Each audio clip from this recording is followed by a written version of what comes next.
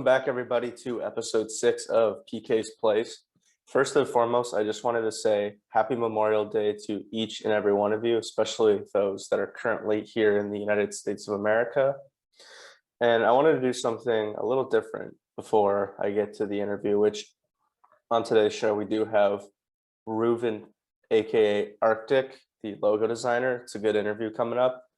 So with it being Memorial Day when you're listening to it today, I just wanted to speak about the importance of Memorial Day and more about the meaning.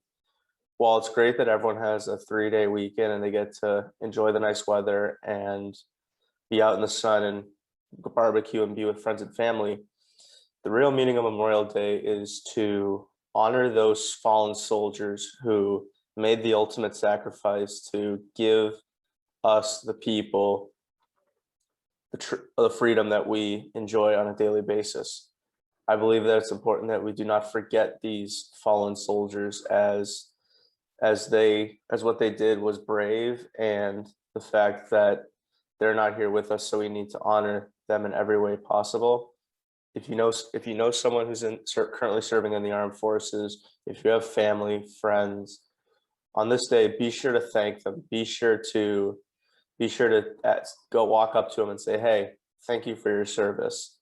Because not only will they appreciate it, they will know that you understand what they're doing and how they're protecting our precious freedoms. And I just think the more people that understand the meaning of Memorial Day, the better, because there have been a lot of soldiers who have given their lives so that us Americans can enjoy the day and enjoy essentially a day off from most workplaces. And I just think that the more people that we can spread that awareness to, or even just spread the actual meaning to, I think is very valuable to me. Coming up, we have Arktyc, the logo designer. I'm joined by logo designer Ruben Fishkin, also known as Arktyc. Ruben, how are you doing today? I'm doing great. How about you? I'm doing well. So first, thank you for coming on. Now, a few house rules at PK's Place. Rule 1 is be yourself and be authentic. And rule 2, since I want to keep it a little clean, every time the F word is used, it's going to be a $5 donation to your local food bank. And that's going to go for me, for you, and all future guests. Sounds good. All right, perfect. So first, what I wanted to ask was, how and why did you start designing logos? Like, what drew you to that thing? So last year, junior year of high school, I took a design course actually, and then like everything goes as planned, everything's normal, chill. Going into the summer, I have a job set up, ready for this job, and then like COVID kind of hit, so everyone got like affected, and then I'm like, shoot, my job's out of the window. I got to figure out what I'm gonna do for the summer. So then I'm like, hey, I kind of like taken up graphic design. Let me try it a little more. And I've always been like, I play hockey, so I've been interested in hockey for a while. And then I'm like, hey, let me try working. I've seen these logos around, like Sidney Crosby's, and I'm trying to think what else, like Austin Matthews, like those guys have their own logos. So I'm like, hey, let me give it a crack. And then, yeah, so I reached out to one person, and then it kind of got bigger. Like one person turned into 3, then 3 to 5, and then so on. So who was the first person you designed a logo for? Jack Becker from the University of Michigan. And how did that come about? Did you reach out to him? Did he go to you? It was like early July, I would say. And yeah, I reached out to him. I reached out to a ton of guys, and I honestly, like, I had no clue that he was going to respond. So I just like texted a ton of people, and then I was just glad that he responded. And then all his buddies were interested afterwards, because like once the repost, it's like reaches their audience also, so it's like kind of grows from my audience to their audience. And then it's like, and then actually it's crazy because then the whole Michigan team was interested, and it just got bigger and bigger. So yeah, of course, it's funny how it works, especially one person then turns into a few, like you said. And obviously the word of mouth is a big thing with generating follow-ups and generating leads there. So how often would you say you design logos? Like how many per day or per week would you say you do now? Whole life now. True. So like on average, how many like per week? Is it like 5, 10? How many would you say? I would say I try to get out at least once a day, so I would say at least 7 a week. And then I work on like, I usually have like my logos that like I plan out for the week, and then I have those projects like that, the long-term projects that I'm working on. Nice. Now, without giving away too much, what can you reveal about those long-term projects? So it wouldn't be just logos, but it would be more like equipment, kind of. Like, let's say we're working on like some like pads for the summer, because like right now it's the off season for most guys. So let's say we would be working on the longer term projects like pads or like helmets. So yeah, those take a much longer time than just logos. Yeah, it makes sense. Now, how many people have you actually designed clothing for? Because I know you've done it for like a few people. So I've designed clothing for about 40 guys, and yeah, actually your buddy Igor, you probably saw his stuff. His stuff's sick. Yeah, 69. Yeah. Yeah. So my previous podcast guest, for everyone listening, Igor Larionov II, he did contact Arktyc here, and he created a logo for him, and not just that, also some more clothing. I actually did purchase a shirt and the hoodie, the Moscow hoodie, and I regret I wasn't wearing it now. Yeah, the I Create Art one. Mm-hmm. Yes. Yeah. So I wore that one the first interview. So luckily for me, the day I recorded that, it came in the mail, and I was impressed with how it turned out, especially the hoodie. The hoodie is really nice. Thank you. Yeah. A lot of thought went into it. So, of course. Now, what's the process like for comparatively speaking, for logo creation and then the actual brand creation with all the clothing and everything like that? So for the logo creation, I would say it takes about 3 days to a week, and then I'll pitch the clothing line, and Igor is like, yeah, let's for sure do it, because like he's just that kind of guy, like all in. But so then we like kind of threw ideas back and forth, and he sent me like what he's kind of interested in, and then like I sent him a few ideas of mine, and then we kind of like pitched back and forth until we really had like a solid idea of like you saw also how like we released some stuff beginning, and then like gradually it got more and more. So like we said we were going to do like kind of a small drop in the beginning, and then like release more clothing to come.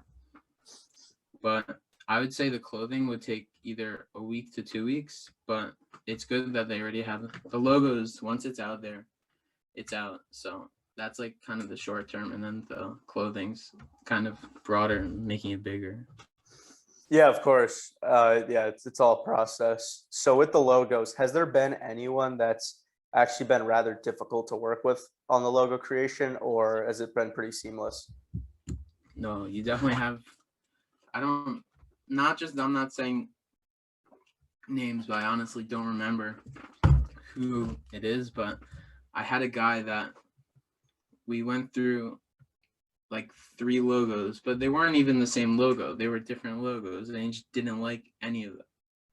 Or like he liked them, but he just had a hard time choosing which one.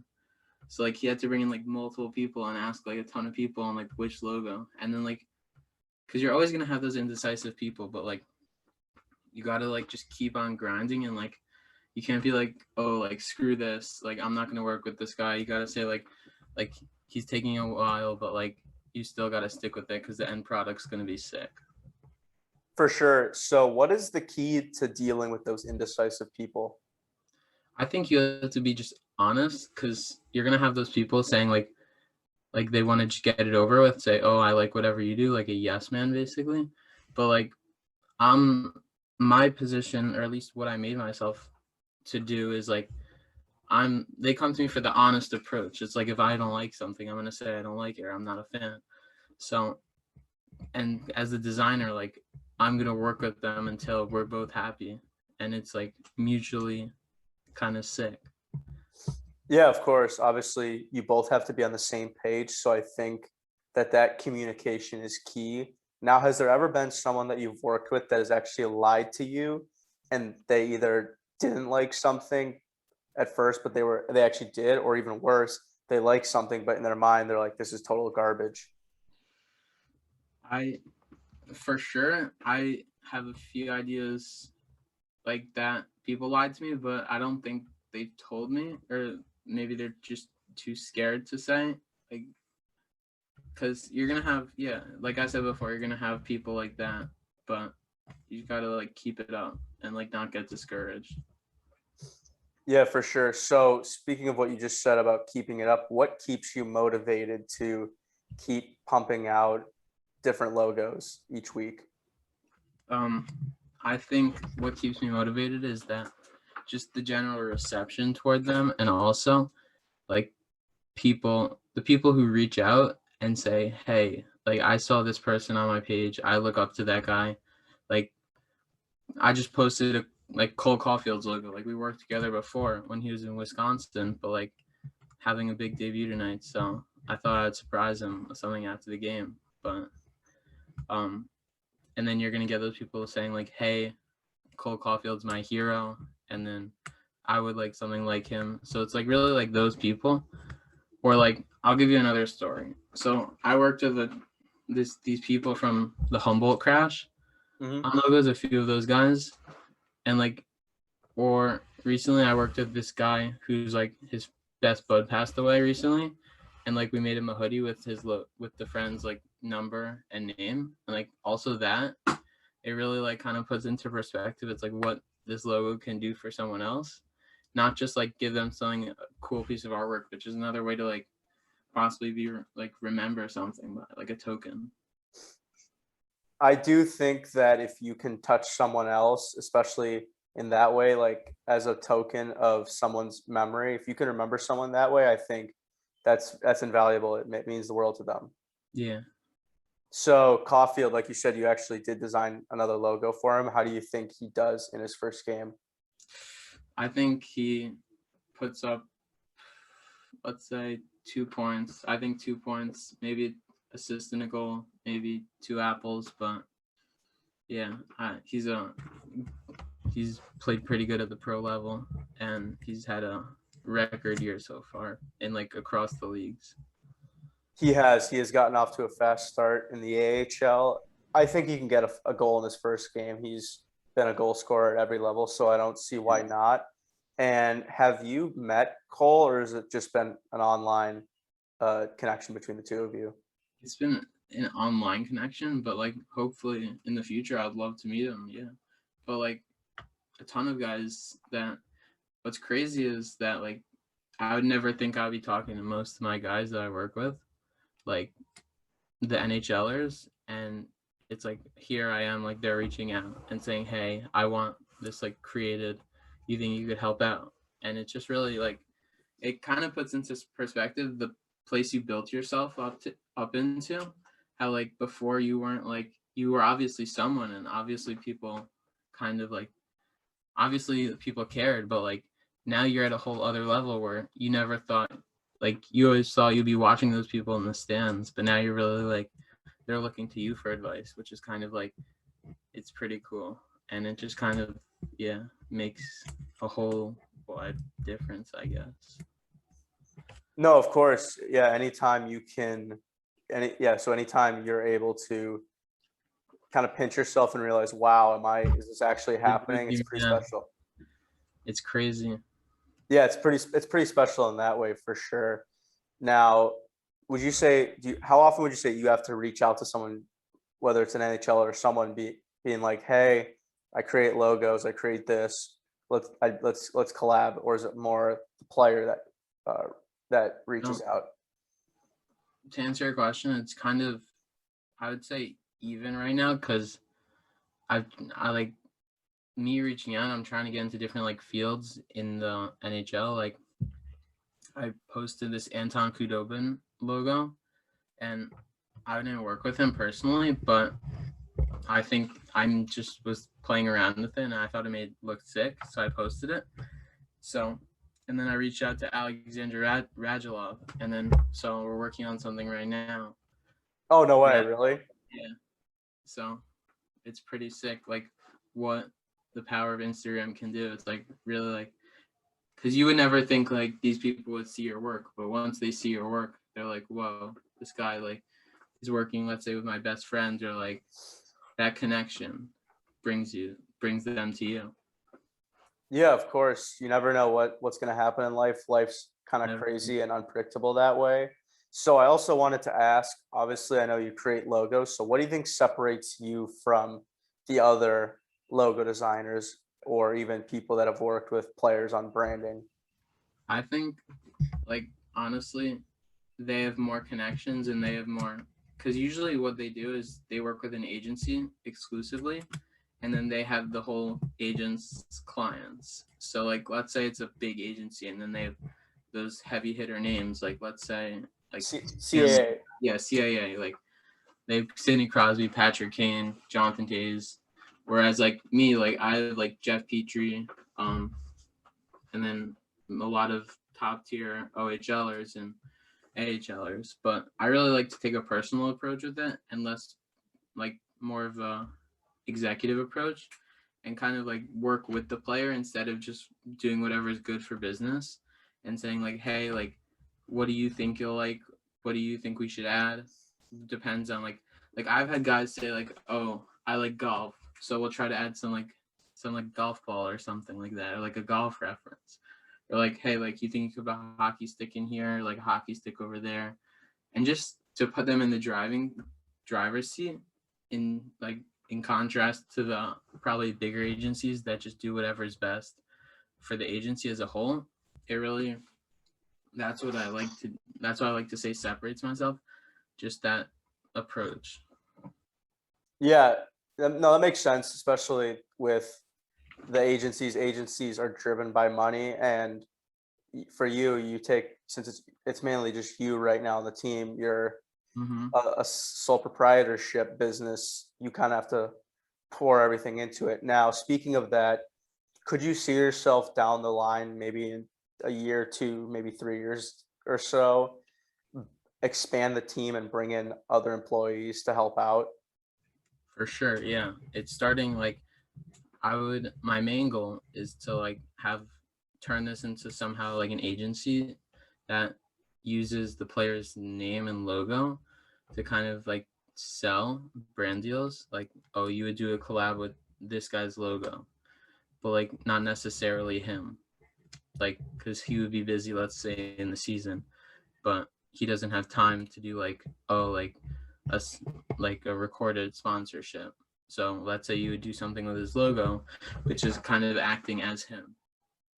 So, but and then I would bring in people to like kind of manage the different subdivisions. Like let's say we would separate logos and then like equipment, and then we're also getting into the NFT stuff. So like that's also a whole nother thing, which is really complicated. Okay, so as you brought up NFTs, they're becoming the new rage, especially as trading cards are on a little bit of an uprise, but they were on the decline. What can you speak briefly about the NFTs that you can actually reveal? About, I think, like as NFTs as a whole, or like what No, what I'm. you're yeah, what you're planning. So basically, what I'm planning on is like making an NFT. First, making a trading card kind of with the player, with their image, and then making additional cards that just have their logo in kind of like tiers. Like there's the gold, silver, and bronze, and that's the color of their logo on different cards, and each of those kind of levels is a different like rarity. Yeah, no, that makes sense. Now, Yeah. speaking of NFTs, what NFTs that you've seen out there do you like? And follow-up question, have you seen the Austin Matthews NFT? I have. That's what actually inspired me to start creating the NFTs. But I would say his NFTs, and I recently just saw this. Who was it? This football player.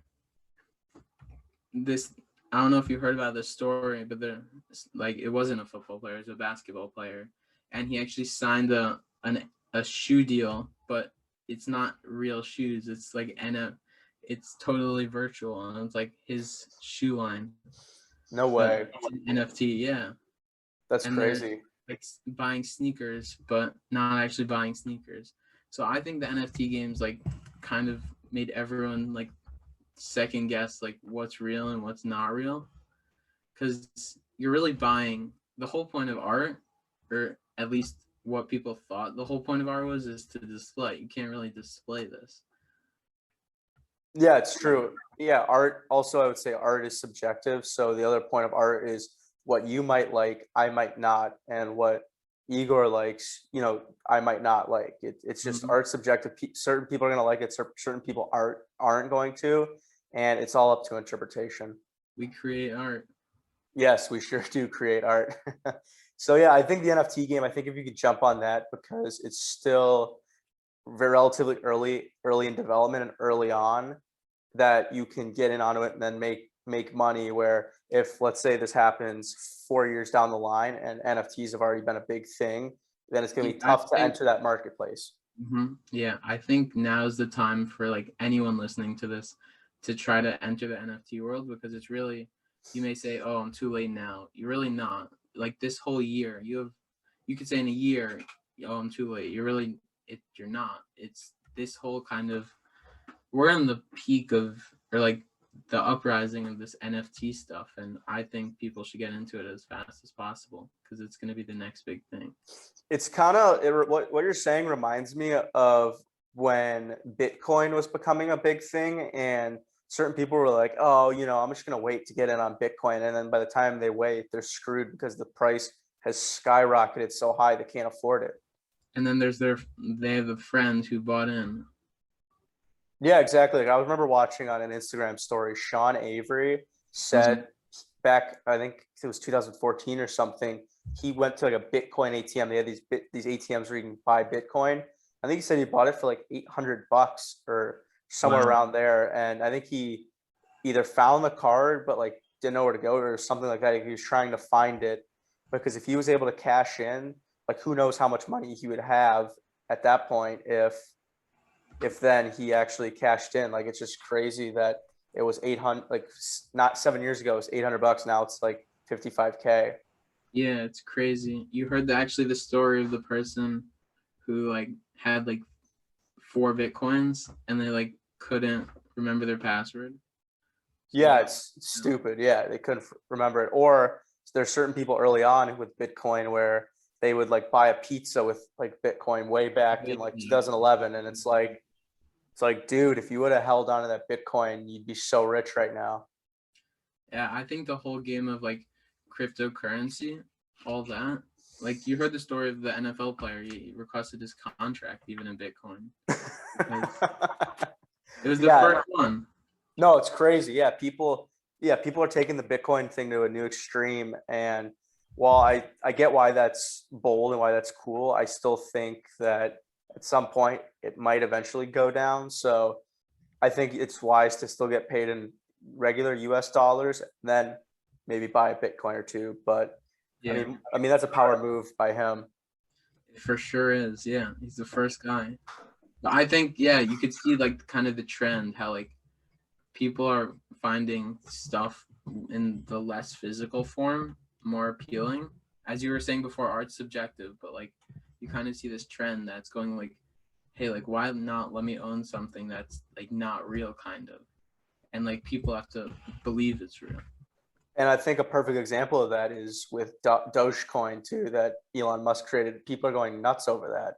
Yeah, It's crazy. And so, like you said, you also mentioned COVID and how your job kind of threw it out the window. Were there any, was while you were stuck at home, were there any movies or TV that you watched that you enjoyed? yeah, I watched actually like a whole series. Like I had so much time on my hands. I watched Game of Thrones. I watched what else? I don't know if you know what Curb Your Enthusiasm is. Oh yeah, it's classic. It's Larry David, the famous music. It's Yeah, it's crazy. It's a very classic piece of music. It's a good show. such a good show. And then So you mentioned Game of Thrones. Before you continue, you mentioned Game of Thrones. I also in February finished Game of Thrones. What did you think of the series as a whole, and do you think season 8 counts? I loved it, honestly. It was just like people obviously have different opinions, but like I was a fan, and then like I didn't think season 8 counted. It could have ended differently. Yeah, for sure. Who was your favorite character in the series? That's a hard question. I don't even know if I could choose my favorite character. Okay, who are your top three? Top 3. Been wow, I'm like blanking out. That's crazy. Yeah, I watched it such a while. Like I know it was a long time ago. Yeah, it was over a year ago. that's crazy. I But would say my favorite character was Tyrion Lannister. oh yeah, He's such a badass, like womanizer. He's just such a great character. Very complex too. for sure. And then Yeah, you're gonna get like also like back to like just movies and TV as a whole. Like the whole thing's kind of shifted. It's like you can see like what how's the TV and movie industries like kind of evolved throughout the years. Like what people find funny and what people find like not funny. Yeah, of course. I mean, that's just a natural byproduct of time evolving. Mm-hmm. Obviously, there was shit that you could say in 2011 that obviously won't fly now. It's just a product of that the times are changing. And while there are things that are said back then that have a tough look now, I think what's important to understand is it was a product of its time. So even though you might kind of like cringe when you watch it today, you have to remember that it was during that time, like it was a period product of its time. Almost like how people have a problem with the book Huckleberry Finn because of the excessive use of the N-word. And while obviously it's horrible, you have to remember that in the 1800s, that's what the slang, not the slang, that's what the was commonly used during that time. Obviously, it would never fly now, but that's just the way it was back then. As messed up as it is. I always have conversations about this with my guys, but because it's like everyone's comparing all this stuff from early on to now, like what's acceptable now, and if it isn't, then it's like basically like cancel culture. Like the Dr. Seuss books, and there's the Briar, I think it's Briar Ridge. It's a movie, yeah, and then it's like people are taking those connotations that were normal at that time and comparing it to like what the society norm is now, and it's like, oh, if it doesn't fit, then you kind of have to get rid of it.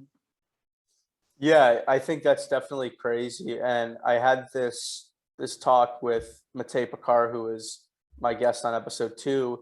Matej was talking, we were talking about Eminem, and I mentioned that I've seen people in Gen Z on TikTok that have tried to cancel Eminem, and I just kind of look at them and I'm like, are you guys for real? Like Eminem was not getting canceled in the 90s and 2000s and early and 2010s for the shit that he said, and trust me, he has said some crazy shit. So if he hasn't gotten canceled up until then, what makes you think he's gonna get canceled? And it's weird because I've always thought, or recently, and God rest his soul, DMX, who recently passed, there's a few songs of his where he has actually said some homophobic stuff. And it's just interesting. I was like, no one would bring up trying to cancel him when they try to cancel others when some of his lyrics may not have aged well, even though they were a product of their time as well. And I obviously don't agree with the stuff that he says, obviously. It's confusing. It sometimes, yeah, for sure can get like confusing how like, why are people like criticizing this if let's say this is the same thing and they don't have a problem with it. Yes, and I'm also, listeners, I'm also a big believer in second chances.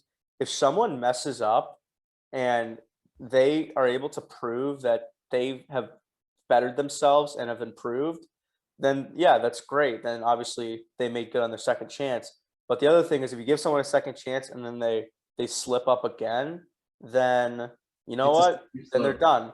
Yeah. Like I think you could say that about like the Cat in the Hat books. It's like, like the Cat in the Hat books, or like Dr. Seuss had no intention, or like at least people think he had no intention of like saying that kind of stuff because it's a kids series. But like, yeah, so like I don't know why people are being so like harsh against it. because like you can see the overall message towards like kids is like positive, and it's like, why are you trying to get rid of kids' books? Yeah, and honestly, I did read up on the whole cancel Dr. Seuss movement, and I haven't read many of his books in a while, so I haven't gotten that Me either. yeah, I haven't gotten that adult context or adult perspective on it, so I might have to revisit those. But I do remember people were trying to cancel that, and then also like Mr. Potato Head, which is kind of crazy because they have a Mrs. Potato Head. So I almost thought, why are they trying to get rid of this? There's a man and there's a male and female version. It's just some people are just so crazy to get rid of things. It just makes no sense to me. Some people just take it a little over the top for me. It's Yeah, there are tons of over the top people, and I think I also interrupted you a bit, so you were gonna list a few movies that you also watched. Oh yeah. I watched Shawshank Redemption. I've watched that a bit. That was a sick one.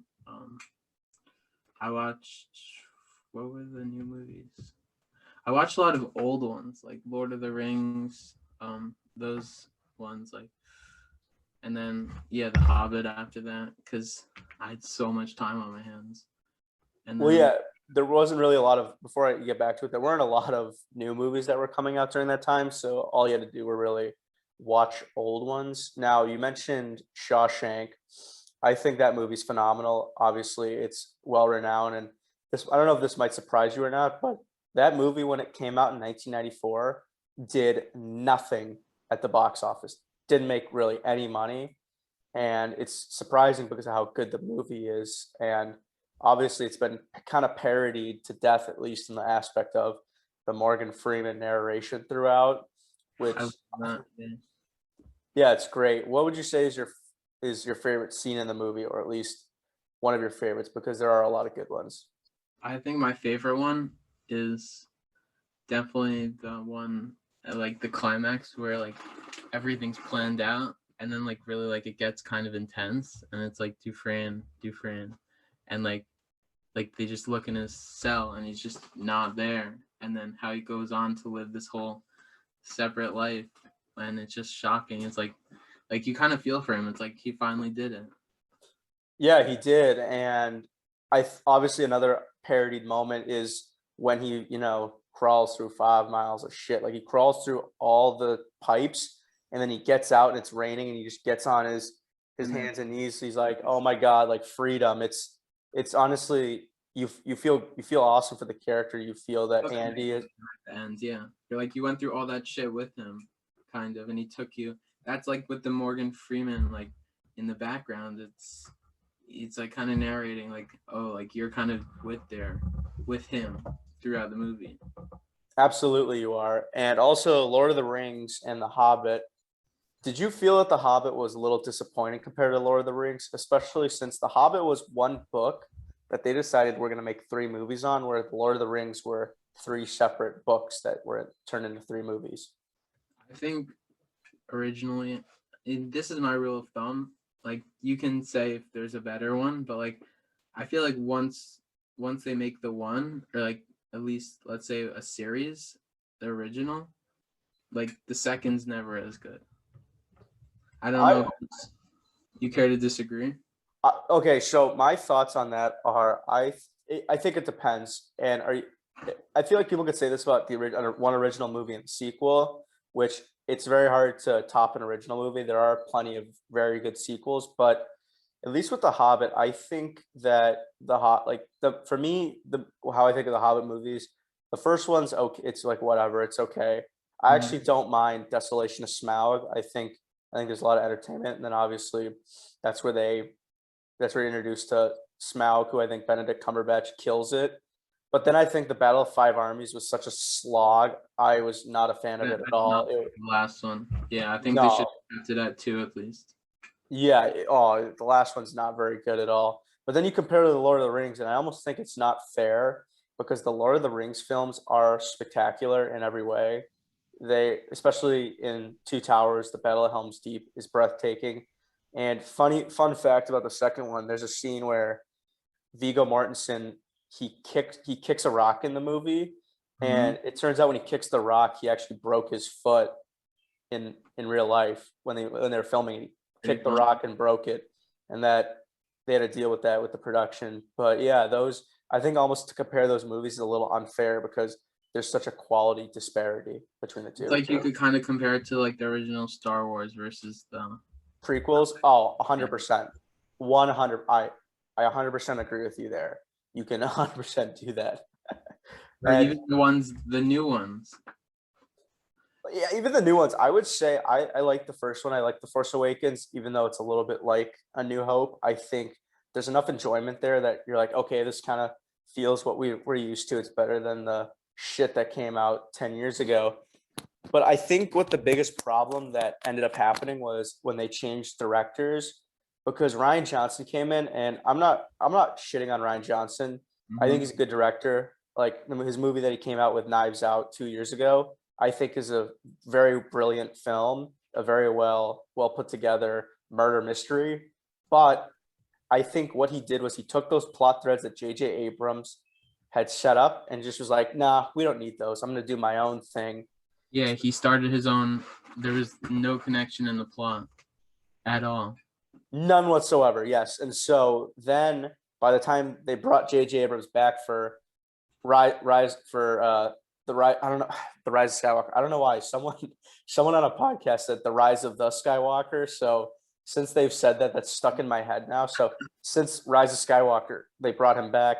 I feel like it was just they were just trying their best to like fix it and do whatever and retcon things. And I think at that point, the damage had already been done.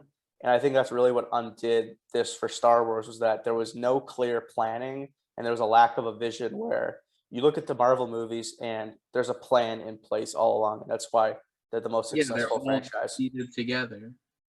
Yes, there's a plan. There's a plan that was created that they've stuck to, and you see where it's going. And with Star Wars, they didn't do that one bit.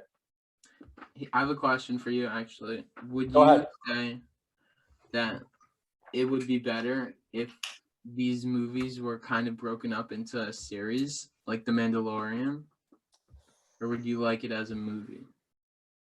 Okay, so where I think about this is, well, first off, The Mandalorian, that's a show I've brought it up a few times, but I did watch it during the lockdown, and because I didn't have Disney Plus when it first came out.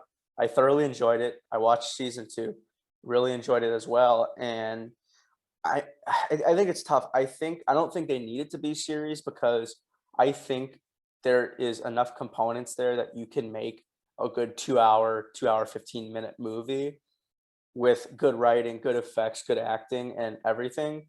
But they obviously missed the boat there. I think if there's a little more consistency, it would have been better. But I do think if there was a few series, that would have been for sure entertaining. I mean, you can never. I mean, for some things, it's better to go more in depth, especially I think side characters. I think if there's a side character that didn't get a lot of screen time or didn't get a lot of focus in the movie or movies, then I think it's just to have a spin-off series, almost like what they did with Falcon and Winter Soldier, where I'm not saying that Sam and Bucky didn't get enough screen time, but to delve deeper into those characters, I think didn't hurt them.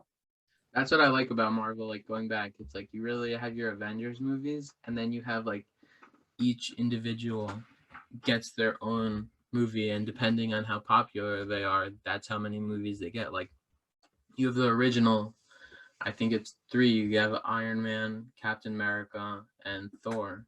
Mhm. And then Hulk. Yeah, that's another one. But then you have the other ones like trying to think. Like the Black Widow one. Ant-Man, Yeah, Ant-Man. Black Panther. Exactly. All those have their own like which dives into kind of more and like Captain Marvel, and then you see like the background of that person just individual, whereas in the Avengers movie either they get no or just little screen time. Yes. So what I think about that, and that's why I think we're talking about the plan and why Marvel has done such a good job with the plan, is that basically what they've done by having these characters with a solo movie is that you get to establish the character and you understand this is why we should care about them. This is why you should like them.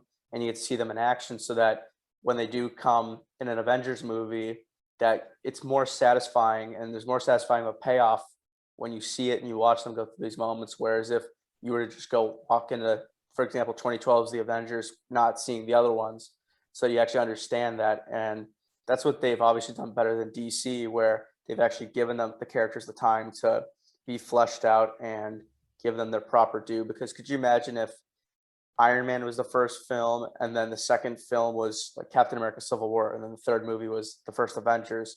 I think it would not have worked out, and I do think that the quality would have been lesser. So I think that Marvel Studios is on top with that development, and they cannot be touched.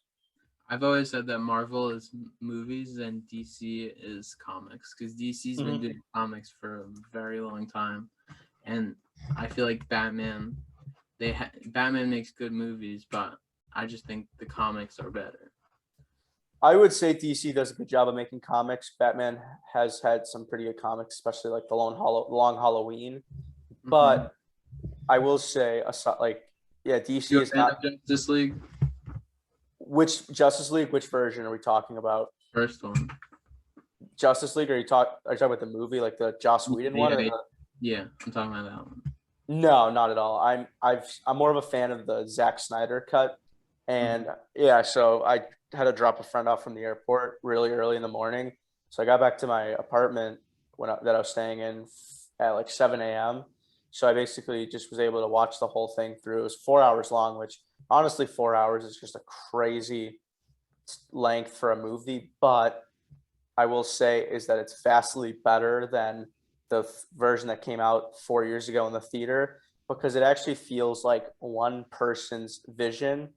And there were a bunch of stupid scenes that were in the first version that they got rid of. And watching it, when I noticed that they got rid of those, I was like, oh, good, you got rid of that stupid shit. But it's not the best movie. It's obviously not the best movie ever. It's still like a Zack Snyder movie, but I do think that it's vastly improved on the predecessor. I can agree. So a little game I wanted to play was, I've played it with my other guests.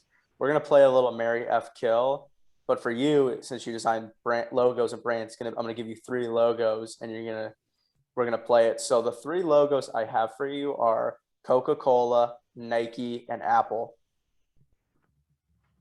So how would we do it? Basically, Marry is the one that you have to have, you love. F is the one that you're like, yeah, I like it. I mean, I can do with it. And then you have to kill is the one you're getting rid of. So I'll marry the Nike one. I'll F the Apple one, and then I'll kill the Coke one. Because I'll explain it. Because Nike, the best logos are the ones that like don't have any words. Because like the epitome of, or like the best logo out there is the Michael Jordan one. Because I was talking to someone earlier about this. It could be any basketball player, but like with the power of branding, he kind of developed it into him. Like, that's Michael Jordan when you look at that, the jump man. Yes. No, I would agree with you. I would say that you said Mary was Nike, F Apple, kill Coke. I would agree with that. I think Nike's is the best logo out of those 3. I think it's just so simple and effective. With the swoosh, everyone sees the swoosh and they're like, that's Nike. And especially what you were saying about the jump man, you're right. It literally could be anyone. It could be LeBron. It could be Kobe, but it could be like Yao Ming even. But like, it could be Yao Ming or Shaq, but jump man is Michael Jordan, 2-3. So that's synonymous with him. It always will be.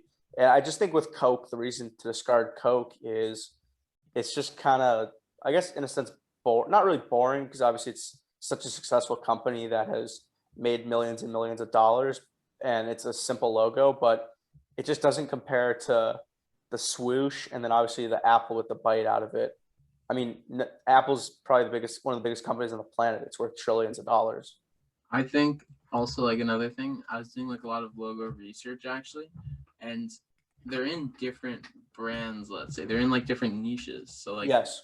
If you look at all the food chain restaurants or like all those, the colors are like going to be bright. There's going to be a lot going on, and there's going to be like because it's trying to draw you in kind of, and Coke's that same way. It's that red and blue, and it's saying like, oh, drink Coke, and like playful font.